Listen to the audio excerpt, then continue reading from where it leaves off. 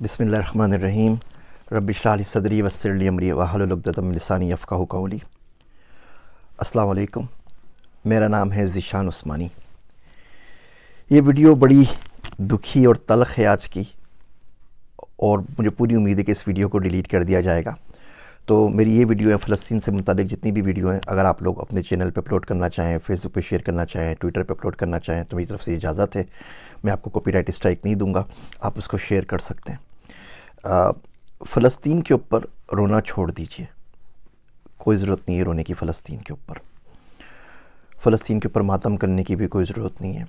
अगर रोना है तो अपने आप पर रोइए, मातम करना है तो अपने आप के ऊपर कीजिए, क्योंकि भैया आपके रोने से ना किसी के ऊपर कोई फ़र्क पड़ना नहीं है दुनिया में।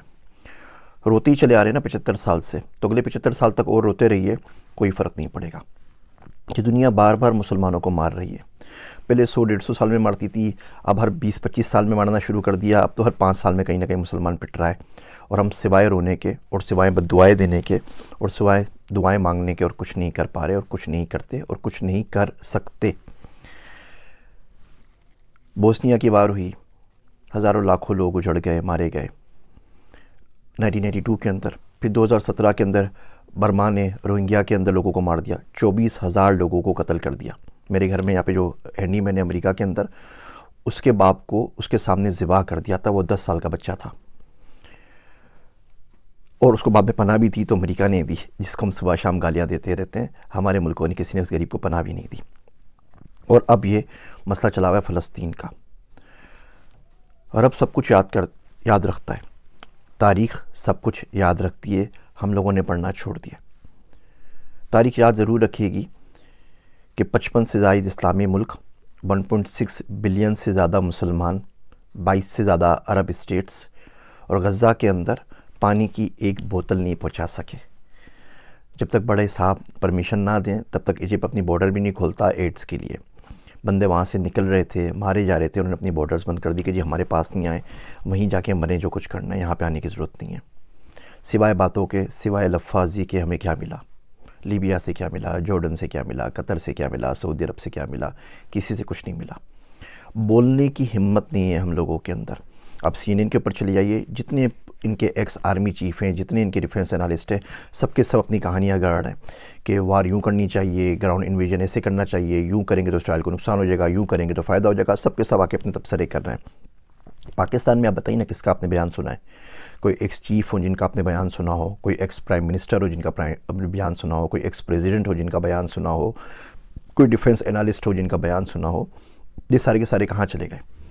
इस्लामिक फ़ोर्स बनाई थी ना पूरी की पूरी, जिसको हम लोग चेयर कर रहे थे, वो किधर गए इस्लामिक फ़ोर्स? उनका कोई बयान सुना है आपने आज तक? सिवाय छोटी सी लफ्ज़ी के, 1-2 घिसे पिटे बयानात के, हम कुछ नहीं कर पाते। और सामने वाले झूठ पे झूठ बांधे चले जा रहे हैं। मैं आपको कुछ स्टेट से, तो हम लोग डेटा साइंटिस्ट हैं, हमारा काम ही डेटा का काम होता है। पाकिस्तान में तो वो भी नहीं कर सके, बाहर आके कम से कम वो काम करने की इजाज़त है। 23 सालों के अंदर, 2001 से अगर शुरू करते हैं तो 23 सालों के अंदर हमास ने इसराइल के ऊपर कोई 27-28 हज़ार रॉकेट फेंके। अच्छा, जो रॉकेट होते हैं ना, वो मिलिट्री ग्रेड रॉकेट नहीं होते, वो जो यूरिया से घरों में बनाए जाते हैं ना, छोटा सा एम्यूनिशन की, किसी के सर के ऊपर जा लगे तो बंदा मरे, अदरवाइज़ वो ज़ख्मी होगा बेचारा, वो वाले रॉकेट। और मोटर शेल्स 5-6 हज़ार वो फेंके। टोटल किसी भी एस्टीमेट से ये 36,000 से ज़्यादा नहीं है, 35,469 है टू बी एग्जैक्ट। आप 36,000 काउंट कर लीजिए इन 23 सालों के अंदर। आयरन डोम आ गया भाई। आयरन डोम तो 2011 के अंदर आया ना, उससे पहले तो आयरन डोम नहीं था, तो बिल्कुल खुले थे, वो आराम से रॉकेट फायर कर सकते थे। इन 23 सालों में इन 36,000 रॉकेट्स ने 69 बंदों को मारा, 69 बंदों की डेथ हुई। अच्छा, उन 69 बंदों में तो हर इसराइली हर काउंट करते हैं, और आप देख लीजिए ऑनलाइन तमाम लिखा हुआ है। 2 गायें मर गई वो भी लिखा हुआ है, 2 बकरियां मर गई वो भी लिखा हुआ है, 2 बच्चे हलाक हुए वो भी लिखा हुआ है।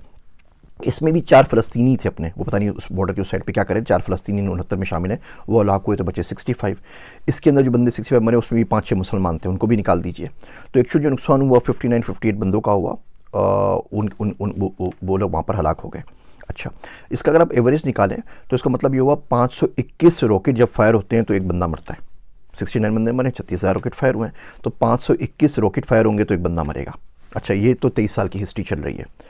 उसके बाद क्या हुआ अचानक कि वो बोलते हैं कि जी हमास का एक रॉकेट फायर हुआ और गलती से घूम फिर के वो वापस आके अपने हॉस्पिटल पे गिर गया, हॉस्पिटल की पूरी बिल्डिंग तबाह हो गई और उसमें 500 बंदे एक साथ मर गए। تو یہ کیسے ہو سکتا ہے کہ 521 راکٹ مل کر ایک بندہ مار رہے تھے پچھلے 23 سالوں کے اندر، اور ایک رات اچانک ایک راکٹ فائر ہوا اور اتنا زبردست راکٹ بن گیا، وہ گھر کے یوریا سے بنا ہوا، کہ وہ اپنی ہاسپٹل پہ لگ گیا اور اس نے 500 لوگ مار دیے، اور ہاسپٹل کی پوری بلڈنگ جو ہے وہ تباہ و برباد ہو گئی۔ اور ہم لوگ یہ ایجنڈا بائک کر رہے ہیں، آپ CNN پہ جائیں، ہر جگہ جہاں بولتے ہیں جی بالکل ہی انہوں نے اپنے بندوں کو خود ہی مارا ہے، یہ خود ہی قتل ہوئے ہیں اور قاتل اپنے خود ہی ہیں، اور ہم یہ بات ماننے کو تیار ہیں کیونکہ ہم اس کے علاوہ کچھ کر نہیں سکتے۔ اور یہ بربریت جو ہے یہ چلی جا رہی ہے، اور ہم سوائے بد دعائیں مانگنے کچھ نہیں کر رہے۔ دو طرح کے پاکستان میں لوگ ہو گئے، ایک وہ لوگ ہیں جو جھولیاں بھر بھر کے بد دعائیں دے رہے ہیں۔ وہ شاعر کہتا ہے کہ کب اشک بہانے سے کٹی ہے شب ہجرا، کب اشک بہانے سے کٹی ہے شب ہجرا، کب کوئی بلا صرف دعاؤں سے ٹلی ہے۔ یہ دعائیں ہم نے تو مانگی تھی افغانستان کے لیے بھی، پھر کیا ہوا، عراق کے لیے بھی مانگی تھی، پاکستان کے لیے بھی مانگی تھی، سب کے لیے مانگی تھی، پھر کیا ہوا۔ میرا دوست عبداللہ کہتا ہے کہ اگر آج خدا نخواستہ بھارت کے ساتھ جنگ ہو گئی نا تو فرشتے ان کے ساتھ کھڑے ہوں گے، ہمارے ساتھ نہیں، کیونکہ ہمارے اعمال ایسے نہیں ہیں، ہمیں منافقت اتنی زیادہ بس گئی ہے۔ تو ایک لوگ وہ جو ہیں جو دعائیں اور دعائیں مانگ رہے ہیں اور ان سے کچھ نہیں ہوگا، ایک وہ لوگ ہیں جو جھوٹی آس دے رہے ہیں صرف اور صرف اپنے ویوز کے لیے۔ عراق میں بھی ہوا تھا، عراق تباہ کر دے گا امریکہ کو، آپ دیکھیے کیسے کایا پلٹ ہوگی، ایسے ہی کوئی نہ کوئی الو کا پٹھا روز آ کے ویڈیو ریلیز کر رہا ہوتا ہے اور بول رہا ہوتا ہے کہ حماس یہ بگاڑ دے گا، حماس وہ بگاڑ دے گا۔ 256 F-16 ہیں ان کے پاس، اسرائیل کے پاس 256۔ ہمارے پاس جو F-16 ہے وہ ایل بینڈ کے اوپر نہیں چلتے، وہ ایل بینڈ پہ اگر اس کو جانا پڑے گا آپ کو آفینسو موڈ کے اندر تو اس کی پرمیشن بھی آپ کو امریکہ سے لینی پڑے گی، ورنہ آپ اڑا کے اس سے ڈیفینس کر سکتے ہیں آرام سے۔ جو ہم نے خود بنایا مشاق وغیرہ تو چل سکتے ہیں، F-16 نہیں چل سکتے، پرمیشن اوپر سے آتی ہے۔ اینی وے 256 F-16 اسرائیل کے پاس، 70 سے اوپر F-35 ہے۔ F-35 وہ پلین ہے کہ دنیا کے کسی بھی ملک میں جا کے تباہی مچا سکتا ہے، 160 کلومیٹر دور سے فائر کر سکتا ہے وداؤٹ ڈیٹیکشن، اس کا آپ کو کوئی دنیا کا ریڈار ڈیٹیکٹ نہیں کر سکتا۔ وہ آئے تھے نا جب اسامہ کو مارنے کے لیے، تو کون سے ریڈار نے آپ کی ڈیٹیکٹ کیا تھا؟ تو یہ اصل صورتحال ہے، وہ بالکل نیست و نابود کر کے چلے جائے گا، دنیا اس کے ساتھ کھڑی ہوئی ہے اور آپ سوائے اپنی لاشیں دفنانے کے کچھ نہیں کر سکتے، اور یہ بددعاؤں سے کام نہیں چلتا۔ اب کریں تو کریں کیا؟ ٹھیک ہے، دیکھیے پہلی بات تو اس ملک میں رہنا کیوں ہے جو اتنے کمزور ہیں، اس ملک میں کرنا کیا ہے کہ ہم لوگ 1.5 بلین 1.6 بلین مسلمان مل کے ایک پانی کی بوتل غزہ میں نہیں پہنچا سکیں، مرتے ہوئے بچوں کے پاس اس ملک میں رہنا کیوں ہے؟ قرآن شریف میں آتا ہے نا، سورہ نساء میں آپ دیکھیے فیما کنتم کہ تم کس حال میں رہو، کیا کرتے رہو، تو لوگ بولے گا انا مستضعفین فی الارض، ہم تو زمین میں بہت کمزور بنا دیے گئے تھے۔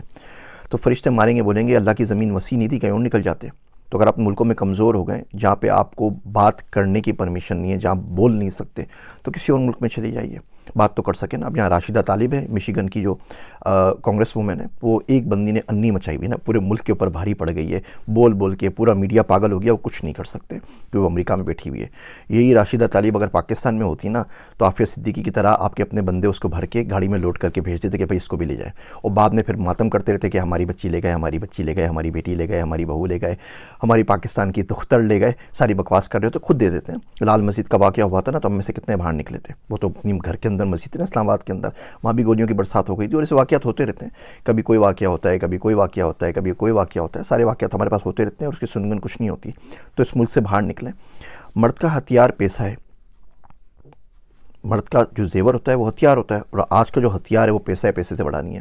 تو کسی ایسے ملک میں چلیے یا کچھ پیسہ کما سکیں نا، تاکہ کسی کی غریب کی ڈونیشن کر سکیں، کسی کی مدد کر سکیں، کچھ نہ کچھ تو اس کے لیے کر سکیں۔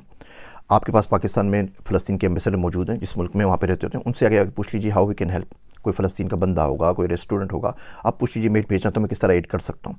پڑھنا شروع کریں، دیکھنا شروع کریں، سننا شروع کریں، کیونکہ یہ جو لوگ آج چپ سادے بیٹھے ہوئے ہیں، کل یہی آپ کے پاس آئیں گے، میں کیا لفظ یوز کروں ان لوگوں کے لیے، اور آ کے آپ سے ووٹ کی بھیک مانگیں گے اسلام کے نام کے اوپر۔ کون سا اسلام ہے بھیا اور کہاں کا اسلام ہے؟ پیسہ ایک دین بچا ہے، IMF خدا ہے دنیا کا، ہم اس کو فالو کر رہے ہوتے ہیں۔ یہ منافقت کی باتیں بالکل بھی نہیں کرنی چاہیے۔ ملک سے باہر آئیے، پڑھیے، پڑھنے سے رزق کمائیے، پیسہ حاصل کیجیے، ریسورسز حاصل کیجیے۔ یہ راشد طالب ایک ہے نا، اگر یہ 100 ہوتی نا امریکہ کے اندر تو آج یہ صورتحال نہیں ہوتی۔ ہم اپنے بچوں کو کیوں نہیں بھیجتے حکومتوں کے اندر؟ ہم اپنے بچوں کو الیکشن کیوں نہیں لڑاتے ان پاورفل ملکوں کے اندر جن کی کہنے سے کچھ ہو جاتا ہے؟ ہم اپنے بچوں کو وہ تمام چیزیں، نئی چیزیں، ٹیکنالوجی کیوں نہیں سکھاتے؟ پاکستان کا میں آپ کو حال بتاؤں، تلمود اسرائیل کی کتاب ہے، میں نے کسی زمانے کے اندر وہ اسرائیلی زبان سیکھنے کی بڑی کوشش کی تھی، کچھ کتابیں وغیرہ منگوائی تھی تو ایکسپیرینس ہوا، تو پتہ چلا کہ تلمود جو اسرائیلیوں کی جو مذہبی کتابیں مجھے پڑھنے کا شوق تھا، پاکستان منگوائی جائے، وہ عربی کے اندر شائع ہوئی تھی قطر سے۔ وہ کتابیں منگوائی، کچھ اور کتابیں منگوائیں، وہ چھتر پارک میں مفتی سعید صاحب کی لائبریری ہے، وہاں پہ موجود ہے، آپ لوگ جا کے پڑھ سکتے ہیں۔ تو جب وہاں پر اسلام آباد ایئرپورٹ کے اوپر آئیں تو انہوں نے کسٹم والوں نے روک لی. تو انہوں نے کہا یہ کون سی کتابیں منگوا رہے ہیں آپ؟ یہ تو اسرائیل کی کتابیں ہیں, یہ تو فلاں کتاب ہے, یہ تو فلاں کتاب ہے. ان کو بولتا رہا بھیا کتابیں ہیں پڑھنے کے لیے منگوا رہے ہیں, ریسرچ کے لیے. خیر انہوں نے 4 دن تک وہ روک کے رکھا. فیس بک پہ جا کے لکھا, لنکڈ ان پہ جا کے لکھا, کوئی اللہ کا بندہ مدد کر دے, میری کتابیں چھڑوا دے, مجھے پڑھنی ہے, ریسرچ کرنی ہے. الغرض وہاں پہ گیا, 7,69,000 روپے ان کی فیس بھری, چالان بھری, پتہ نہیں کون کون سی فیس تھی, رشوت تھی, یہ بھی نہیں پوچھا. وہ کتابیں چھڑوا کے لے کر آیا اور چھتر پارک میں مفتی سید صاحب کی لائبریری میں رکھوا دی کہ کوئی بندہ اگر پڑھنا چاہے تو پڑھ لیجیے. اسی طریقے سے ایک دفعہ کتاب منگوائی, اس میں اسرائیل کا نقشہ تھا, تو ہمارے کسٹم حکام نے اس کو روک لیا. بولا نہیں یہ کتاب تو نہیں, آپ کس چکروں میں لگے ہوئے ہیں؟ میں کہا یار بھیا پڑھ رہا ہوں, ملک کے بارے میں جاننا چاہتا ہوں, جا تو سکتا نہیں پاکستانی پاسپورٹ کے اوپر, کم سے کم سمجھنے تو دو, پڑھنے بھی دو. وہ پرمیشن نہیں ملی. ایون انڈیا سے کچھ کتابیں منگوائی, وہ آج تک نہیں مل سکی, کسٹمز نے روک لی. یا امریکہ میں مل جاتی. یہ دیکھیے یہ نقشہ لگا ہوا ہے انڈیا کا, یہ پرانا نقشہ لگا ہوا ہے. میں جان رہا تھا کہ کس طریقے سے انڈیا کو پڑھوں, انڈیا کا مجھے بڑا شوق ہے اور بڑی خواہش ہے جا کے وزٹ بھی کروں. وہاں سے انویٹیشنز بھی آئے ہوئے ہیں ٹاک کے لیے اور بات چیت کرنے کے لیے. ان کے بورڈ نے رابطہ بھی کیا تھا کہ آپ ہمارے بچوں کے لیے 5ویں کلاس کی بک لکھ دیجیے. میں کہا بھیا لکھ تو دوں گا AI کے اوپر بک, لیکن اس کے بعد پاکستان نہیں جا سکوں گا, مار ڈالیں گے, تو بہت بہت معذرت. تو یہ نقشہ پاکستان نہیں آ سکا. بہت کوشش کی, بہت ٹرائی کی کہ آ جائیں. کسٹم نے بولا کہ آپ کن چکروں میں لگے ہوئے ہیں بھیا, پاگل ہیں کہ اٹھائے جائیں گے, کیا کر رہے ہیں؟ تو ہم لوگوں نے پڑھنا نہیں ہے. اسرائیل 5.6% اپنے بجٹ کا GDP کا ریسرچ پہ خرچ کرتا ہے, دنیا میں سب سے زیادہ خرچ کرتا ہے. ہم پاکستان میں 0.01% بھی خرچ نہیں کرتے.